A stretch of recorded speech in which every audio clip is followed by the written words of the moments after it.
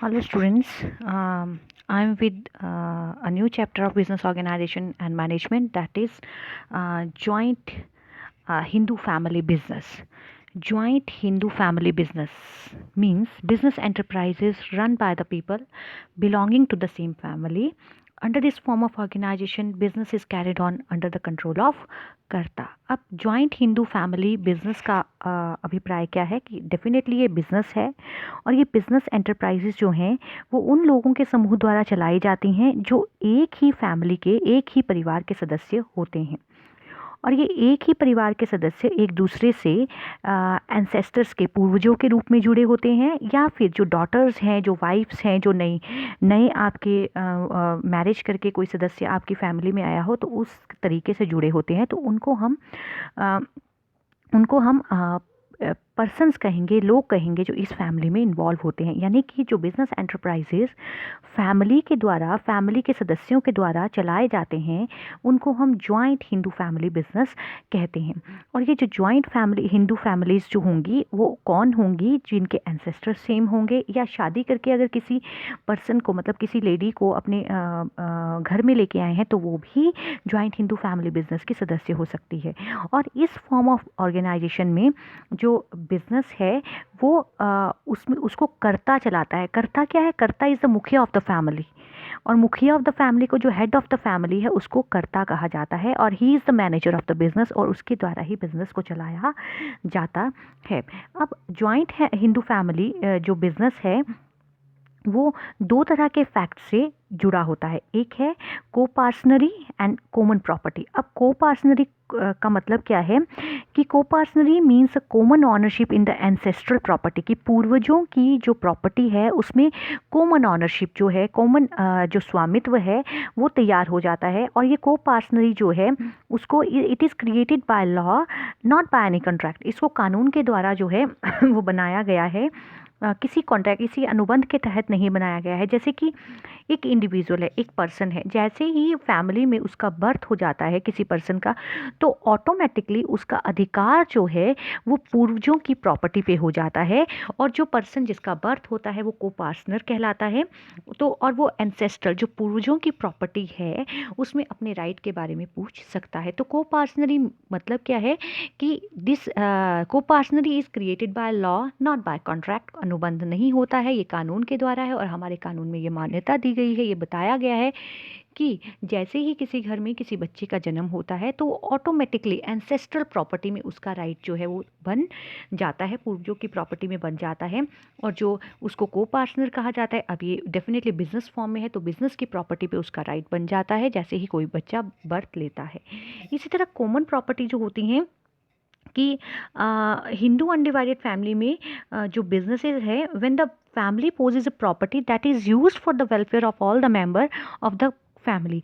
अगर family business में कोई ऐसी प्रॉपर्टी को यूज़ किया जा रहा है जो सारे मेंबर, सारे सदस्यों की भलाई के लिए हैं, तो उस प्रॉपर्टी को कॉमन प्रॉपर्टी कहा जाता है। अब ये कॉमन प्रॉपर्टी क्या है? एंसेस्ट्रल प्रॉपर्टी हो सकती है, आपके पूर्वजों की प्रॉपर्टी हो सकती है, और या फिर ऐसी प्रॉपर्टी जो एंसेस्ट्रल प्रॉपर्टी की मदद से क्रिएट की गई हो। मान लो सपोज अगर आपके पास आपके एंसेस्टर्स ने बहुत सी ज़मीन रखी है and you want to start a resort there, तो अब उस ज़मीन के ऊपर जो प्रॉपर्टी बनी गई है that is also a common property, क्योंकि वो जो प्रॉपर्टी है वो पूर्वजों की है, और उस पर जैसे ही किसी बच्चे का बर्थ होगा वो राइट बन जाता है, और जो अब उस प्रॉपर्टी से नई प्रॉपर्टी क्रिएट की गई है तो वो भी क्या होगी? कॉमन प्रॉपर्टी बन जाएगी। और इसी तरह कोई पर्सनल प्रॉपर्टी है तो उसको भी प्रॉपर्टी ऑफ द फैमिली जो है वो ट्रीट किया जाता है। अब हिंदू अनडिवाइडेड फैमिली के, Hindu joint Hindu family business के कुछ स्कूल्स हैं, जैसे मिताक्षरा एंड दया भागा। अब मिताक्षरा जो है, this type of school is very popular in whole of the country except Assam, Bengal and some parts of Orissa. तो वहाँ पे ये असम, बंगाल और कुछ क्षेत्रों में, उड़ीसा के कुछ क्षेत्रों में इस तरह के स्कूल्स जो हैं वो फेमस नहीं है। और इस तरह के स्कूल्स में क्या होता है कि जैसे ही फैमिली में किसी बेटे का जन्म होता है तो उसके इक्वल राइट, समान अधिकार हो जाते हैं जो उसके फादर के हैं पूर्वजों की प्रॉपर्टी में। और when he becomes an adult, और जब वो एक एडल्ट बन जाता है, means he has attain the age of 18, he can ask for a division of the family property. तो वो अपनी फैमिली प्रॉपर्टी जो है, परिवार की प्रॉपर्टी जो है, उसके लिए उसको डिवाइड करने के लिए वो पूछ सकता है। और यहाँ पे जो मेंबर्स हैं उनका इंटरेस्ट हमेशा अनसर्टेन रहता है। मतलब मिताक्षरा स्कूल जो है वो that is famous in whole of the country except in the state of Assam, Bengal and some part of Orissa. और इसके accordingly when a son takes birth get birth in a family, then he is having equal rights along with his father in the ancestral property, and as soon as he becomes an adult, he can ask for the division of the property। तो इसको हम मिताक्षरा कहता है। And दया भागा school जो है, this community prevails, ये कहाँ पे होती है? Only in Assam, Bengal and some part of Orissa. तो और इसमें क्या होता है कि जैसे ही पुत्र का जन्म होता है तो वो अपने प्रॉपर्टी में उसका अधिकार नहीं हो जाता है, और ancestral property remains under the ownership of the father through out his life time. और जो एंसेस्ट्रल पूर्वजों की प्रॉपर्टी है उस पे अधिकार जो है वो फादर का ही पूरी उम्र रहता है। और जैसे ही फादर की डेथ हो जाती है उसके बाद उसमें अधिकार जो है बेटे का हो जाता है। तो दया भागा स्कूल जो है असम, बंगाल और कुछ उड़ीसा के कुछ क्षेत्रों में फैला हुआ है, वहाँ पे ये लागू होता है। और उसके अकॉर्डिंगली जैसे ही किसी फैमिली में बेटे का जन्म होता है तो उसका प्रॉपर्टी पे अधिकार नहीं होता है, उस प्रॉपर्टी पे अधिकार जो है उसके पिता का ही रहेगा। और तब तक बेटे का अधिकार नहीं बनेगा जब तक कि उसके फादर की डेथ नहीं हो जाती है। तो इसको दया भागा स्कूल कहा जाता है। तो जॉइंट हिंदू फैमिली बिजनेस क्या होता है? This joint Hindu family business means business is run by the people belonging to the same family। और इस फैमिली बिजनेस में एक बहुत इम्पॉर्टेंट जो नाम होता है वो कर्ता का होता है। एंड कर्ता is the mukhiya of the family, जो हेड ऑफ द फैमिली है, ही इज़ कॉल्ड मुखिया of the family and he is the manager of the business. तो जो eldest member of the family है उसको ही मुखिया कहा जाता है। और वो मुखिया ही आगे कैरेक्टरिस्टिक्स डील करते हैं तो वहाँ से बताते हैं, तो वहाँ पता लग जाएगा कि क्या क्या राइट्स हैं, क्या है। तो फीचर्स क्या हैं जॉइंट हिंदू फैमिली के? सबसे बड़ी बात है ये जो operation according to Hindu law 1956 के अकॉर्डिंगली ही जॉइंट हिंदू फैमिली बिजनेस को रन किया जाता है। और इस लॉ में जो राइट्स और ड्यूटीज़ हैं मेंबर्स की उसको अच्छे से प्रिस्क्राइब किया गया है। उस लॉ के accordingly joint Hindu family business को चलाया जाता है। मैनेजमेंट बाय कर्ता। नाउ मैं आई हैव ऑलरेडी टोल्ड कि जो सीनियर मेंबर, जो eldest member of the family है, he is the mukhiya of the family and he is karta of the family and he is the manager of the family. और जो other people हैं they don't have any right to interfere in the business, उनको कोई ऐसा right नहीं है। और जितने भी कॉन्ट्रैक्ट्स हैं उनको अगर बिज़नेस के कॉन्ट्रैक्ट्स एस्टेब्लिश करने हैं तो उनको कर्ता की परमिशन जो है वो लेनी पड़ती है। तो मैनेजमेंट बाय कर्ता मीन्स कर्ता is the manager of the business and who is कर्ता? कर्ता is the eldest member of the family. और बाकी लोगों का इतना राइट जो है इंटरफेयर करने का नहीं रहता है। और हर एक चीज़ के लिए जो है कर्ता की अप्रूवल लेना ज़रूरी होता है। Limited liability. तो यहाँ पे जो अदर मेंबर्स हैं, मतलब फैमिली के जो अदर सदस्य हैं, उनकी लाइबिलिटी जो है that is limited only to the extent of their share. और उनकी पर्सनल प्रॉपर्टीज़ को बिजनेस रिस्पॉन्सिबिलिटीज़, बिजनेस डेट पे करने के लिए यूज़ नहीं किया जा सकता है। लेकिन जो कर्ता है उसकी लाइबिलिटी अनलिमिटेड है और उसकी personal property can be used to discharge the business responsibility. यानी कि लिमिटेड लाइबिलिटीज़ किसकी हैं? लिमिटेड लाइबिलिटीज़ हैं ओनली मेंबर्स की। एंड कहाँ तक? जहाँ तक उनके शेयर्स हैं, जहाँ तक उनका हिस्सा है, ठीक है। Their liabilities are limited, their personal properties can not be used in a business. उनकी पर्सनल प्रॉपर्टीज़ को बिजनेस के लिए, बिजनेस डेट्स पे करने के लिए यूज़ नहीं किया जा सकता है। But the liability of karta is unlimited and his personal property can be use to discharge the business responsibility. Now permanent existence. Obviously जब हम सोल प्रोप्राइटरशिप में हमने बात की थी तो वहाँ पे हमने बोला था अगर जो ऑनर है वो पागल हो जाता है, उसकी डेथ हो जाती है, उसको बीमारी लग जाती है तो बिज़नेस को बंद करना पड़ सकता है। लेकिन जॉइंट हिंदू फैमिली बिजनेस में उसका ऐसा नहीं है, क्योंकि किसी कर्ता की, किसी मेंबर की, किसी की पर्सन की, किसी जो फैमिली मेंबर है उसकी डेथ, इंसॉल्वेंसी, दिवालिये का, पागलपन का बिजनेस पे कोई असर नहीं पड़ता, क्योंकि एक से ज़्यादा मेंबर जो हैं वो इसमें हिस्सेदार होते हैं।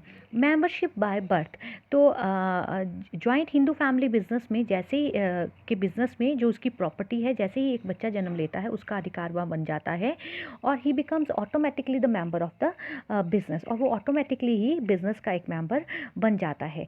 तो उसको कहा जाता है, और ओनली मेल मेंबर, इसका मतलब क्या है? ये only male member can be the co partner in the Hindu family business, मतलब कि केवल हिंदू फैमिली बिजनेस में मेल मेंबर जो है वो को पार्टनर, मैंने बताया था को पार्टनर क्या होता है कि जैसे ही किसी बच्चे का जन्म होता है उसका एंसेस्ट्रल प्रॉपर्टी में अधिकार हो जाता है। But according to Hindu succession act 1956, a women after the death of her husband and in the absence of male successor can become the co-partner of family business, कि केवल लड़के का अधिकार ही जो है हिंदू फैमिली बिजनेस में रहता है। लेकिन अगर किसी हिंदू सक्सेशन एक्ट 1956 कहता है कि अगर किसी वाइफ के हस्बैंड की डेथ हो जाती है और कोई मेल मेंबर जो है फैमिली में नहीं है, मेल मेंबर फैमिली में नहीं है, तब भी अधिकार जो है वो फीमेल का हो जाता है। तो इस तरह से है रजिस्ट्रेशन, तो हिंदू फैमिली बिजनेस को रजिस्टर कराने की आवश्यकता नहीं होती है, और there is no need to complete any legal formality for the establishment of the Hindu family business। अब डिसोल्यूशन मतलब बंद होना, तो बिज़नेस बंद हो सकता है जब सभी फैमिली मेम्बर्स जो हैं चाहते हैं कि अब बिज़नेस को बंद कर देना है। अब there are so many reasons, अगर आपका बिज़नेस जो है अच्छा नहीं चल रहा है, वो डेट्स ज़्यादा हो चुके हैं, आपके पास प्रॉपर्टीज़ नहीं है कि बेच के आप अपने डेट्स को पे कर सको, तो सभी मेम्बर्स अगर चाहते हैं कि बिज़नेस को डिज़ोल्व करना है तो वो with the consent of all the members the business can be dissolve. तो right to have separate property, तो हर मेंबर्स की every member of the family can own personal property which will be considered his private property, the family will have no right on it। मतलब कि जो member हैं उनकी जो persons हैं, अब हिंदू फैमिली बिजनेस में जो है बहुत से परिवार के सदस्य बिजनेस को चला रहे हैं, तो क्या अगर एक mister A, mister B, mister C, 3 भाई हैं और ये जॉइंट हिंदू फैमिली बिजनेस को रन कर रहे हैं, तो अब मिस्टर सी जो हैं वो अपनी एक अलग से प्रॉपर्टी क्रिएट कर सकते हैं, और उस अलग से प्रॉपर्टी पे किसी का राइट जो है, किसी और बिजनेस का राइट जो है वो नहीं होगा। मतलब कि अपने अलग से आप अपनी प्रॉपर्टी जो है वो क्रिएट कर सकते हैं। अब एडवांटेजेस क्या है? सबसे पहले इजी टू स्टार्ट, अभी मैंने डिस्कस किया कि there is no legal formalities to establish the business. Otherwise हम जब company form of business organisation पढ़ेंगे तो आप देखेंगे कि कितनी ज़्यादा रिक्वायरमेंट जो है, कितने ज़्यादा डॉक्यूमेंटेशन जो है, कितने ज़्यादा टाइम जो है फॉर्मेलिटीज़ को करने में लग जाता है। लेकिन जॉइंट हिंदू फैमिली में इस तरह की कोई फॉर्मेलिटीज़ नहीं है। Freedom for selection of business, तो कर्ता जो है उसको फ्रीडम है, उसको एक स्वतंत्रता है, वो किसी भी तरह का बिजनेस जो है वो चला सकता है। इसको किसी और पर्सन से डिस्कस करने की आवश्यकता नहीं रहती। इसी तरह सीक्रेसी है, तो कि बिज़नेस के जितने भी फैक्ट्स हैं, जितने भी डिसीजंस हैं, that is confined to the karta, तो सबके बीच में उसको शेयर नहीं किया जाता, तो सीक्रेसी मेंटेन होती है। Direct contact with customer, definitely Hindu family business में भी डायरेक्टली आप जो है कांटेक्ट कर सकते हैं कस्टमर्स के साथ। आपको उनकी लाइकिंग, डिसलाइकिंग, एटीट्यूड, फैशन के बारे में जानकारी जो है वो प्राप्त हो सकती है। प्रॉम्प्ट डिसीजन, बहुत जल्दी डिसीजंस लिए जा सकते हैं, क्योंकि कर्ता ने ही तो डिसीजन लेने हैं, और उसको किसी और पर्सन से कंसल्ट करने की आवश्यकता नहीं है, तो जल्दी डिसीजंस लिए जाते हैं। मोटिवेशन, यहाँ पे अगर कर्ता of the joint Hindu family business, उसके पास एक्सक्लूसिव राइट्स हैं कि वो प्रॉफिट बिजनेस का बढ़ा सकता है, और अगर वो फुल जील, फुल हार्ड वर्क के साथ काम करता है, तो डेफिनेटली जो मोटिवेशन है वो मिलता है, और उसके एफर्ट्स और कंसिडरेशन जो है वो मिलती है। तो इस तरह से ये एडवांटेजेस हैं। डिसिप्लिन, तो हर एक फैमिली मेम्बर जो है वो अंडर द डायरेक्शंस ऑफ कर्ता या अंडर द कंट्रोल ऑफ कर्ता जो है वो काम करता है, तो इसी कारण से जो फैमिली की रेपुटेशन है वो एक अच्छी बनी रहती है, और डिसिप्लिन्ड वे में काम किया जाता है। लेस मैनेजरियल एक्सपीरियंस, तो एक्सपीरियंस नहीं, एक्सपेंसेस, यहाँ एक्सपेंसेस लिखना, because it is a limitation, it's not advantage. तो less managerial expenses joint Hindu family business में जो मैनेजरियल, क्योंकि सारे मैनेज करना है, सारी प्लानिंग, ऑर्गेनाइजिंग, स्टाफिंग ज़्यादातर किसको करनी है, कर्ता को ही करनी है। तो ज़्यादा जो है लोग को अपॉइंट करके या उसको किसी और चीज़ के लिए नहीं पूछना है, तो अच्छा मतलब एक्सपेंसेस जो है वो मैनेजरी एक्सपेंसेस कम होते हैं। मोर गुडविल जो है हिंदू फैमिली बिजनेस जो है वो अच्छी गुडविल जो है इंजॉय करते हैं, क्योंकि कर्ता कर्ता को ही बिजनेस को संभालना होता है, और एक अच्छा बिजनेस अगर आप देते हो तो आपकी गुडविल रेपुटेशन जो है मार्केट में अच्छी चलती है। इसी तरह लिमिटेशंस पड़ते हैं, तो डेफिनेटली लिमिटेड रिसोर्सेज की, एक फैमिली के पास कितने की रिसोर्सेज हो सकते हैं, तो और रिसोर्सेज कैपिटल जो है वो कम होती है, बिजनेस जो है लार्ज स्केल पे नहीं चलाया जा सकता। लिमिटेड मैनेजरियल स्किल्स अभी हमने बात की, तो सिर्फ कर्ता जो है he is the only person कि उसको ही सारी चीज़ों को मैनेज करना है। तो मैं वैसे ही कहती हूँ कि एक पर्सन जो है किसी एक काम में अच्छा हो सकता है, बाकी काम वो अच्छा नहीं कर सकता। तो जो मैनेजरियल, जो आजकल एमबीए कर रहे हैं लोग हर चीज़ में, तो उनको उनकी मैनेजरियल स्किल्स जो हैं वो डेवलप होती हैं, उनको बहुत सी केस स्टडीज़ सिखाई जाती हैं, किस केस को किस तरह से सॉल्व करना है। तो उनमें मैनेजरियल स्किल्स जो हैं उत्पन्न होती है। लेकिन अगर एक पर्सन है उसमें कितनी की अब मैनेजमेंट एमबीए में भी कितनी स्ट्रीम्स हैं, फाइनेंस है, मार्केटिंग है, रूरल एग्रीकल्चर है, होटल मैनेजमेंट में एमबीए हो रही है, तो मतलब हर एक स्ट्रीम में उसमें उनको एक्सपर्ट बनाया जाता है। तो एक पर्सन हर चीज़ों में एक्सपर्ट नहीं हो सकता। अनलिमिटेड लाइबिलिटी, तो कर्ता की रिस्पॉन्सिबिलिटी भी ज़्यादा है और उसकी लाइबिलिटी भी अनलिमिटेड है, तो ये बनता है। सीक्रेसी जो है, सीक्रेसी नो डाउट रहती है, लेकिन फिर भी अगर कर्ता ही सारे डिसीजंस लेता है तो उस सबके बीच में डाउट्स जो हैं कि डाउट्स उत्पन्न होते हैं, और जो जिन्होंने पैसा दिया होता है उनके पास कंप्लीट इन्फॉर्मेशन बिजनेस की नहीं मिलती हैं, तो जो करता है उसको लोन लेने में भी प्रॉब्लम आती है। कई बार जो है करता जो है जल्दी जल्दी डिसीजन लेता है without the consultation of other people, तो वो जल्दी में लिए गए निर्णय जो है घातक भी सिद्ध होते हैं। और सेंट्रलाइजेशन ऑफ पावर, डेफिनेटली जो बिजनेस है वो कर्ता के द्वारा चलाया जाएगा, तो कर्ता को ही सारी अधिकार उनके दिए गए हैं, तो ये पावर जो है एक के हाथ में ही रहती है, दूसरे कई बार जो है उस पावर को यूज़ नहीं कर सकते हैं, और बिजनेस जो है ज़्यादातर सेंट्रलाइज्ड हो जाता है, कर्ता के आसपास ही वो घूमता है, तो ये भी उसकी एक डिसएडवांटेजेस बन जाती है। तो dear students, prepare the notes of joint Hindu family business, that is most important. Most important means कि हर एक ही इंपॉर्टेंट है चैप्टर, लेकिन आपको ये पता होना चाहिए। तो prepare the notes and send it on my WhatsApp group. Thank you so much for watching this video.